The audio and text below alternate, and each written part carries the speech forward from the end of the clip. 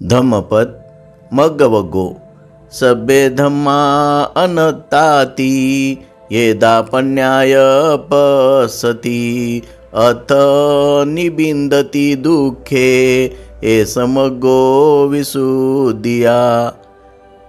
सर्व धर्म अनात्मा आहेत असे जेव्हा प्रज्ञेने माणूस पाहतो तेव्हा त्याला दुःखाचा वीट येतो।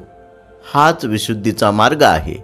अर्थकथा: सर्व धर्म अनात्मा आहे हे समजण्यासाठी प्रज्ञेने जाणले पाहिजे।